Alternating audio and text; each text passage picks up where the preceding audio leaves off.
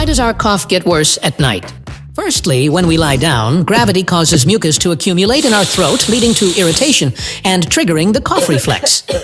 Secondly, acid reflux may occur more frequently at night, as lying flat can allow our stomach acid to travel upward, thus irritating our throat. Thirdly, the body's reduced ability to suppress coughing during sleep makes the problem worse. Lastly, dry indoor air can also contribute, causing additional throat irritation and thus coughing during the night.